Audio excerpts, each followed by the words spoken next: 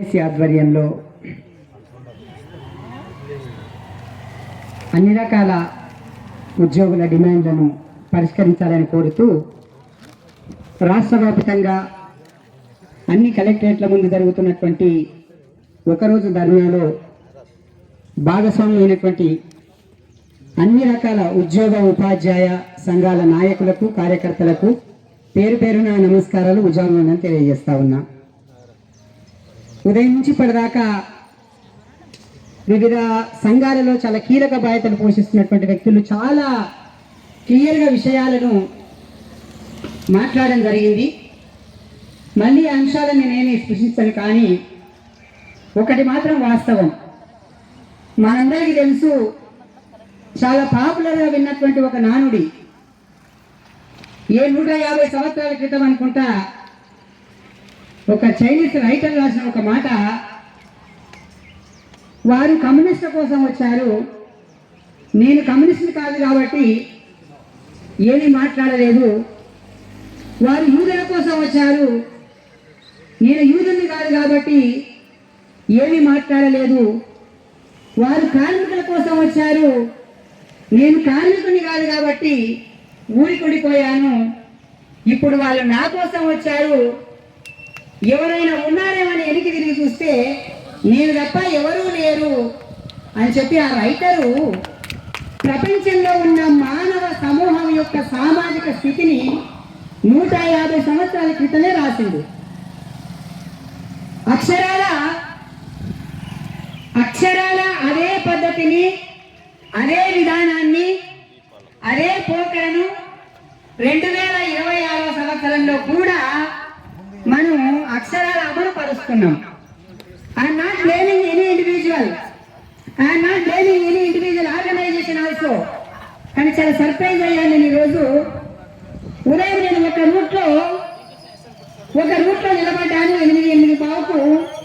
ఆ రూట్ గుండా దాదాపుగా నేను ఒక 60 నుంచి 70 మంది టీచర్లను చూసింట పడిపోయే వాళ్ళను. ఆ రూటు చెప్పను, పేర్లు చెప్పను. సార్ నువ్వు కూడా అన్ని ధర్నాలకు వచ్చినావా అని నన్ను మీరు ప్రశ్నించవచ్చు. కానీ నేనేమంటున్నానంటే, ఏ టీచర్ అయితే లేదా ఏ టీచర్ ఉద్యోగంలో ఉన్నటువంటి వ్యక్తి అయితే ఆఫీసు రూమ్లో కూర్చొని లంచ్ బ్రేక్ లేనో లేదా విరామ సమయంలోనో ప్రభుత్వాన్ని తూలనాడుతూ ఎక్కడి నుంచో రాష్ట్ర ప్రభుత్వం ఏర్పడినప్పటి నుంచి మొదలుకొని ఈ రోజు వరకు 2.5 సంవత్సరాలుగా ప్రతిరోజు ప్రభుత్వం చేస్తున్నటువంటి ప్రభుత్వ వ్యతిరేక విధానాల మీద విరుచుకుపడుతున్న మనము ఒక్కరోజు సీఎల్ పెట్టుకొని ధర్నాలో ఉండడానికి మాత్రం వెనకాడుతున్నాం. కానీ రైట్స్ కావాలంటున్నాం. అది మీరైనా మనమందరం ఎవరైనా. ఎస్, మనకందరికి చాలా ఇబ్బందులు ఉన్నాయి, కుటుంబాలు ఉన్నాయి, రకరకాల సమస్యలు ఉన్నాయి, సెలవుల సమస్యలు ఉన్నాయి, ఎఫ్ఆర్ఎస్ ఫేస్ రికగ్నిషన్ ఉన్నాయి, మిడ్ డే మీల్స్ ఉన్నాయి, బోధనేతర కార్యక్రమాలు ఉన్నాయి. నిజంగా చెప్పాలంటే అసలు టీచర్ చదువు తప్ప ఇంకా అన్ని పనులు చేయడానికి ఆస్కారం ఉంది. నేను టీచర్ కాబట్టి మా సమస్యలు ఎక్కువ మాట్లాడుతున్నా. దయచేసి సత్యాన్ని లాంటి వాళ్ళు మా వార్డుల గురించి మాట్లాడతలేరు, ఇదే అనుకునేది కదా, నాకు తెలియదు ఆ విషయాలన్నీ. అంటే నిజానికి ఈరోజు ఒక ప్రభుత్వం ఉద్యోగులను నిర్లక్ష్యం చేసింది కాబట్టి ఇంతకన్నా ఇంకేమైనా మంచి చేస్తారేమో అని కొత్త ప్రభుత్వాన్ని ఎన్నుకున్నాం. నిజానికి మనిషి ఆశాజీవి. 10 రూపాయలు ఇస్తున్న చోట ఇంకొక 5 రూపాయలు ఎక్కువ ఇస్తారేమో, 15 రూపాయలు వస్తాయి కదా, ఎవరైతే ఉంది మనకు 15 రూపాయలు వస్తే చాలు అనుకుంటాం తప్ప ఆ వచ్చే 5 రూపాయలు ఎక్కడి నుంచి వస్తున్నాయి, ఎవరి నుంచి గుంజిస్తున్నారు, ఎవరికి నష్టం జరుగుతున్నది అని ఆలోచించే విచక్షణ నిజంగా బుద్ధిజీవులుగా అనుకుంటున్న ఉపాధ్యాయులను కూడా ఒక్కొక్కసారి విస్మరిస్తుంటారన్న విషయాన్ని దయచేసి మనం అర్థం చేసుకోవాలి. కాబట్టి ఈరోజు ఆనాడు చెప్పారు ఊహించినంత పిఆర్సీ, నిజంగానే ఎవరు ఊహించలేదు, పిఆర్సీ వచ్చింది. మరి ఈ రోజు ఏం జరుగుతుందో తెలియదు. చాలా ఆశ్చర్యం. మేడం మాట్లాడేది ఇందాక, ఎప్పుడూ లేదు ఇట్లా. ఇప్పటికే 3 సంవత్సరాలు అయింది. రేపు అసెంబ్లీ ఉంటుంది, ఏదో ఒక హామీ ఇవ్వాలి, ఏదో ఒక మాట చెప్పాలి. కాబట్టి ఆ కమిటీని కొంచెం ఎక్స్టెండ్ చేసి ఏదో తొందరగా రిపోర్ట్ ఇవ్వండి అని చెప్పింది. 6 డిఏ పెండింగ్ లో ఉండడం ఏంటంటే నాకు అర్థం కాదు. 6 డిఏ పెండింగ్ లో ఉండడం అంటే దాని అర్థం ఏమిటి? 6 నెలలు ఉద్యోగం చేస్తే జీతం చేయలేదని అర్థం. మనకు నెలకు జీతం వస్తుంది కాబట్టి మిగతా విషయం అంశాలను ఏదో చిన్న అంశాలుగా కనిపిస్తున్నాయి. 1వ తారీఖు నాడు జీతం ఇస్తున్నాడు కాబట్టి అదేదో మంచి అంశంగా కనిపిస్తుంది. ఎందుకు 5వ తారీఖు 6వ తారీఖు 7వ తారీఖు వచ్చే జీతము 1వ తారీఖు వచ్చినప్పుడు ఎంత పెద్ద ఉపశమనం మనకు, అసలు ఎంత పెద్ద మేరని నిజంగా ముఖ్యమంత్రి గారు ఎంత బాగా ఉద్యోగులు చూసినట్టుగా. కానీ కావాలనే అతి చిన్న అంశాలను 7వ తారీఖు నాడు ఇచ్చేదాన్ని 1వ తారీఖు నాడు ఇస్తున్నావు. ₹1 కూడా ఆర్థిక నష్టం లేదు కదా ప్రభుత్వానికి, కానీ ఒక క్రెడిట్ ని దాంట్లో వేసుకున్నావు. అటువంటి చిన్న చిన్న అంశాలను ఏదో ప్రభుత్వ ఉద్యోగులకు నువ్వు చూయించేసి మిగతా మొత్తంగా వారి జీవితాలను ప్రభావితం చేసేటువంటి వాటిని మాత్రం వాడి జోలికి వెళ్లకుండా, అది ప్రభుత్వం ఏదైనా కావచ్చు, ఈ రోజు కాంగ్రెస్ ప్రభుత్వం ఉండొచ్చు, అంతకుముందు బీఆర్ఎస్ ప్రభుత్వం ఉండొచ్చు, లేదా ఈ రోజు సెంట్రల్ లో బీజేపీ ప్రభుత్వం ఎన్డీఏ ప్రభుత్వం ఉండొచ్చు, కానీ మొత్తంగా ఉద్యోగ వ్యతిరేక విధానాలు అవలంబిస్తున్నాయన్న దాంట్లో మాత్రం వారందరూ ఒకటిగా ఉండాలనే విషయాన్ని మనం అర్థం చేసుకోలేకపోతే ఖచ్చితంగా మన హక్కులు కాలరాస్తాయి. ఇప్పుడు ఈ రోజు నేను సంఘంలో ఉండొచ్చు, వరప్రసాద్ సార్ సంఘంలో ఉండొచ్చు, కృష్ణయ్య సార్ సంఘంలో ఉండొచ్చు, రాజ్ సార్ సంఘంలో ఉండొచ్చు, ఇంకో సంఘంలో ఉండొచ్చు. ఎస్, ఎవరి యొక్క ఆలోచనలు వాళ్ళకు ఉంటాయి, ఆయా సంఘాల ప్రత్యేక కార్యాచరణ వాళ్ళకు ఉంటది. కానీ ఉమ్మడిగా ఉపాధ్యాయుల సంక్షేమం వచ్చినప్పుడు లేదా ఉద్యోగుల సంక్షేమం వచ్చినప్పుడు, వాళ్ళ హక్కులకు భంగం వాటిల్లినప్పుడు, వాళ్ళ ఆర్థిక ప్రయోజనాలు దెబ్బతిన్నప్పుడు ఖచ్చితంగా అందరం ఏకం కావాల్సినటువంటి అవసరం ఉన్నది. అంతెందుకు నిన్న కాక మొన్న డిఓ గారు అంటున్నారు ఈ మాట. ఆ సార్ వరప్రసాద్ సార్ కూడా అక్కడ లైవ్ గా వారు 2 నెలల నుంచి వచ్చి బాగా అర్థం చేసుకున్నారు. అవునండి, మీరు మీ రైట్స్ కోసం పోరాటం చేస్తున్నారు కదా, నా దగ్గరికి యూటీఎఫ్ లో ప్రాతినిధ్యం వస్తున్నారు, ఆపస్గా వస్తున్నారు, తపస్గా వస్తున్నారు, పిఆర్టీ వస్తున్నారు, ఇంకో సంఘంగా వస్తున్నారు, ఒక్క కాదు మీరు అన్ని సంఘాలు రాసుకుని నా దగ్గరికి రండి అంటున్నాడు ఆయన. అత్యధిక వస్తే సార్ అంటే చేసుకుని సార్ రాకపోవచ్చు, కానీ ఇండివిజువల్ డిమాండ్స్ మీద ఏమొద్దు సార్. యూటీఎఫ్ కొన్ని ప్రత్యేకమైనటువంటి డిమాండ్స్ ఉంటాయి, వారే వెళ్ళని.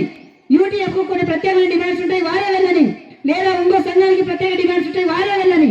కానీ జేఏసీ ఏర్పడ్డప్పుడు కామన్ పాయింట్స్ ఉన్నప్పుడు అవన్నీ మొత్తం సకల ప్రభుత్వ ఉద్యోగులకు వర్తించే సమయం వచ్చినప్పుడు ఖచ్చితంగా అట్లా వెళ్ళలేకపోతే మన ఐక్యత కనీసం డిఓ గారికి అర్థం కాకపోతే రేవంత్ రెడ్డి గారికి ఎట్లా అర్థమవుతుందండి, మోడీ గారికి ఎట్లా అర్థమవుతుందండి, ఎట్లా వాళ్ళు మనల్ని పరిగణలోకి తీసుకుంటారో, ఎట్లా మన డిమాండ్స్ నెరవేరుస్తారు? ఈ రోజు మొత్తం జిల్లా మొత్తం కూడా స్తంభించేసి పెన్ డౌన్ చేసేసి ఒక్క టీచర్ కూడా, ఈవెన్ సింగిల్ టీచర్ పనిచేస్తున్న బడిలో కూడా ఆడ ఉన్న ఆయాకు అప్పచెప్పి అన్నం పెట్టించి వచ్చి కూర్చుంటే, ఇక్కడ ఉన్న చిన్నమ్మని టీచర్ పొద్దున బల్లే చూసిన ఆయన అన్నం పెట్టించి వచ్చిన దండలో కూర్చున్నది. అది కదా కమిట్మెంట్ అంటే. మరి అట్లా కూడా రావాలి కదా. మరి 20 మంది పనిచేస్తున్న హై స్కూళ్ళల్లో 10-15 మంది రోజు బల్లల్లో ఉన్నారు. ఎట్లా మన హక్కులు నెరవేరుతాయి? మనం ఆత్మవిమర్శ చేసుకోకుండా. కానీ I'm very sorry to say this, I'm very sorry టే డిమాండ్ మొత్తం పక్కన వారి శీతలకు వచ్చి ముఖ్యమంత్రి గారు సానుకూలంగా స్పందించిండు, ఒక స్టేట్మెంట్ ఇస్తున్నటువంటి సంఘటనలు ఇటీవల అయితే నేను పత్రికలో చూస్తున్నా. It is very shame sir. వ్యక్తిగతమైన సంబంధాలు వేరు, ప్రజా హక్కులు ప్రభుత్వ ఉద్యోగుల హక్కులు వేరు. ఎస్, స్వయాన ఈ రాష్ట్ర ముఖ్యమంత్రి రేవంత్ రెడ్డి గారు మన సీనియర్, మనందరి సీనియర్. మనం ఏ పాఠశాల అయితే చదువుకున్నామో అదే పాఠశాల చదువుకున్నాడు. ఆయన పట్ల మన గౌరవం ఉన్నది. ఆయనకు ఇంగ్లీష్ వచ్చా, హిందీ వచ్చా, ఉర్దూ వచ్చా, ఇది వచ్చా, నో, డెమోక్రసీ పరంగా ఆయన ముఖ్యమంత్రి అయిండు, ఆయన గౌరవించాలి, ఆయన సీట్లు గౌరవించాలి, ఆయన యొక్క విధానాలను మనం అమలుపరచాలి. కానీ మన హక్కులను అడిగేటప్పుడు మాత్రం నువ్వు బిర్యానీ పెట్టినా సరే బిర్యానీ తిను, మా హక్కుల సంగతి ఏమిటని నువ్వు ప్రశ్నించు. అట్లా ప్రశ్నించకపోతే నువ్వు ఈ రోజు ధర్నా పెట్టినా, రేపు సెప్టెంబర్ 1 ధర్నా పెట్టినా, రేపు ఇంకో పిలిపించినా కూడా ఎంతకాలం మనం సంఘాలుగా పెట్టుకొని నీ సంఘం 5,000 నా సంఘం 5,000 ఇచ్చి ధర్నా కూర్చొని జేబుల పైసలు అయిపోవాలి తప్ప వచ్చేది ఏమాత్రం మనకు ఉపయోగపడిన విషయాన్ని స్పష్టంగా సవినయంగా మీ అందరి దృష్టికి తీసుకొస్తూ, నేను ప్రత్యక్ష ఉపాధ్యాయ సంఘాలలో సీరియస్ గా కార్యాచరణ లేను కాబట్టి ఎక్కువ అంశాల జోలికి వెళ్లకుండా ఈ తక్కువ సమయాన్ని మీతో పంచుకునే అవకాశం ఇచ్చినందుకు మీ అందరికీ హృదయపూర్వక ధన్యవాదాలు తెలియజేస్తూ, వివిధ సంఘాల బాధ్యత చాలా కమిట్మెంట్ గా ఉదయం నుంచి కొద్దిమందికి షుగర్, బీపీ లాంటి వాళ్ళు ఉన్నా కూర్చొని ఇక్కడ కదలకుండా మీరు పనిచేస్తా ఉన్నారు. మనకు సంబంధించిన 2 అంశాలను కలవడం కోసమే మేము కూడా లోపలికి వెళ్ళి డిఓ గారిని, ఎస్పీ గారిని కలిసి తప్ప వేరే పని కాదు. అదే పనిలో వెళ్ళి అంటే దీనికి సంబంధించి కాదు, మన విద్యకు సంబంధించి ఒక సీరియస్ ప్రాబ్లం మీద వాటిని కలవడానికే 5 నిమిషాలు అక్కడ కేటాయించాను. సో ఈ అవకాశం ఇచ్చినందుకు అందరికీ మరొకసారి ధన్యవాదాలు తెలియజేస్తూ ఉద్యోగం థ్యాంక్ యూ వెరీ మచ్.